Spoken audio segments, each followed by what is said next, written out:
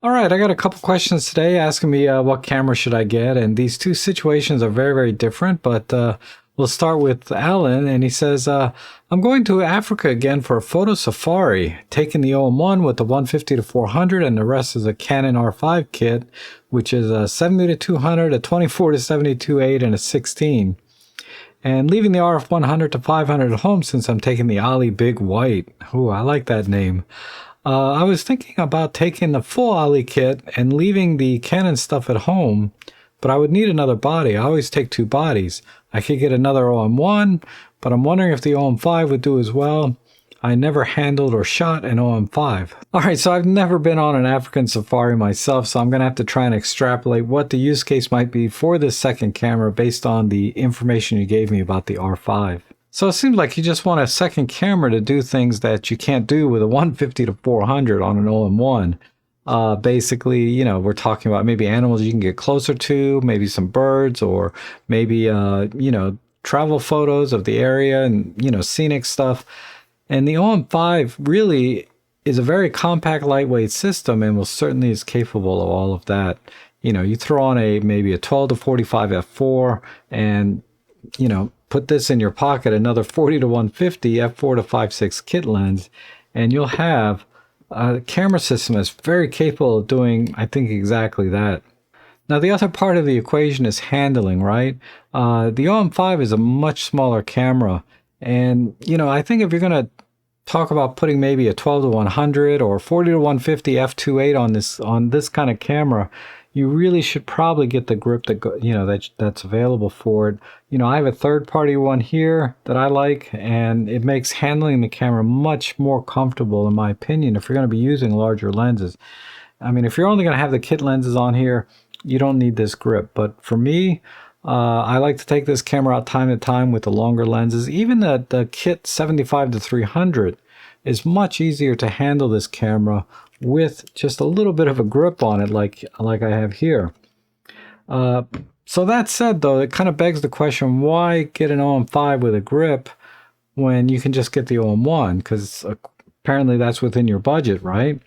And there's a lot of reasons you may want to just get a second OM-1 other than just the handling issue, because the OM-1 has the grip built in, so obviously it's going to be more comfortable. But there's, you know, the menu systems on the two cameras are very different. So even if you're already familiar with the old menu system, you know, having two cameras with the exact same menu system, you don't have to like have different muscle memory for each camera. You don't have to kind of try and switch gears to the other menu system to try to find a certain setting or to set up your camera.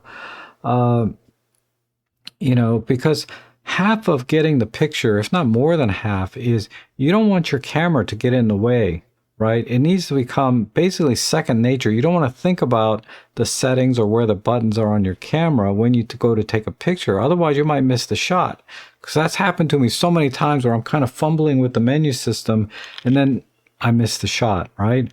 But when you have two cameras set up exactly the same way, because they have the same menu system, you program all your buttons the same way, you set up all your custom settings exactly the same way, you know, you don't have to change gears. That transition from camera A to camera B is seamless, and, you know, that's going to just make your workflow that much better. Now, of course, the OM-1 is going to outperform the OM-5 in just about every meaningful way, and I'm sure you're already familiar with what the OM-1 can do, so I'm just going to point out a couple of key differences that I think might matter with respect to the features, and that is, you know, the OM-1 has a 5-something megapixel EVF versus the OM-5 is just a 2 megapixel, and it's a little bit smaller.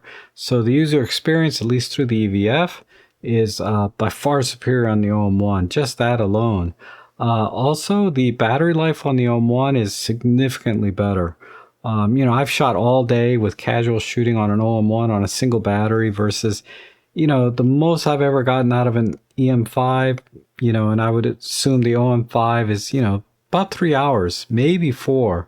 But typically, if I think I'm going to be out for more than a couple hours, I always bring extra batteries.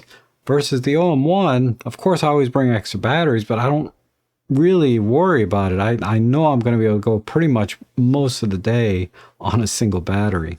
And then another key feature of the OM-1 versus OM-5 is the subject detect, right? Because you have cars and planes and birds and animals and trains. The OM-5 doesn't have that. So if you're going to use those features, or if you do use those features in your OM-1, you're going to sorely miss that if you get an OM-5. And then the last thing I'll mention is about the overall build quality of the OM-1 is going to be superior to the OM-5. Being the flagship camera, it has an all-metal build, so all the buttons and dials and the shutter life expectancy, all of that is going to be much better. Probably the weather sealing as well. But, the OM-5 is just like the E-M5 where it's an all-plastic build. And that in of itself is not a problem, but for the fact that there have been reports about the tripod mount breaking.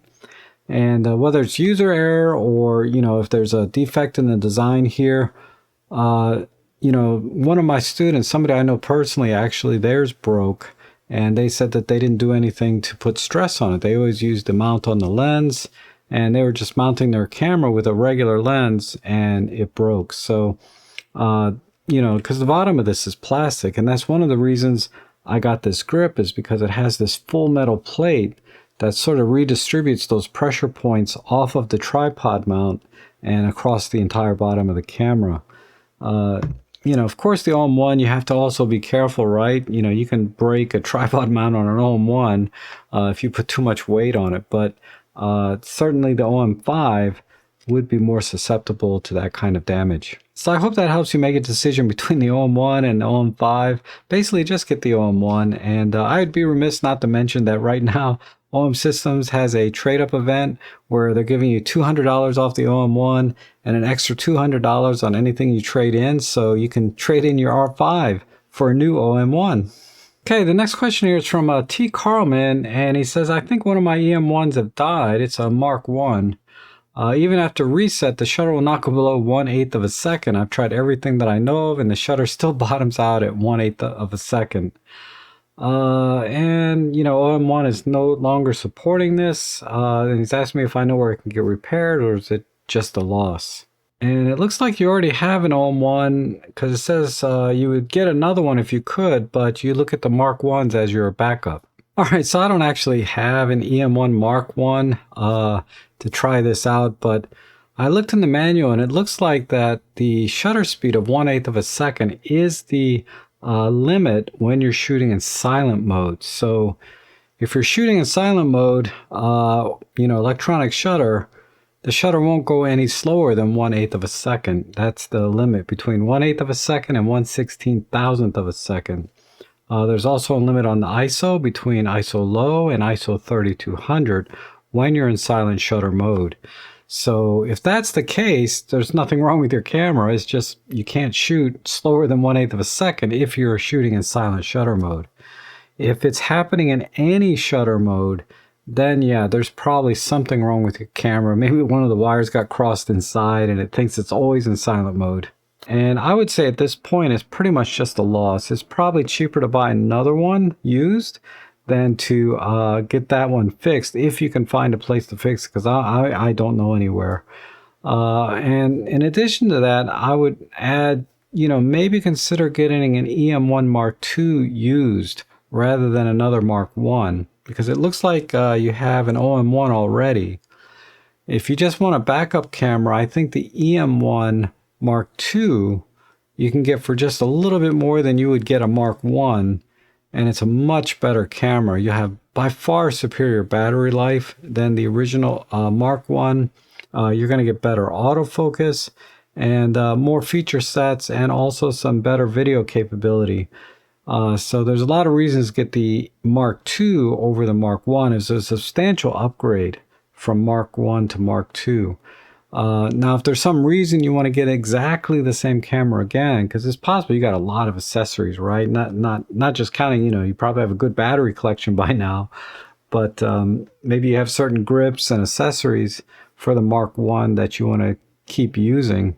In that case, go ahead and get another Mark 1. Then it would make sense, rather than upgrading, say, to a Mark II, because then you'd have to buy all that stuff again, right? So I hope you found that helpful, and please keep in mind, I'm just one person with one opinion and one voice, so take it with a grain of salt. But for everyone watching, if you did find this information helpful, consider supporting the channel by buying me a coffee or making a donation on links below, because they help me to continue making videos like this, and they are greatly appreciated. Thank you so much for watching, and I hope to see you again soon.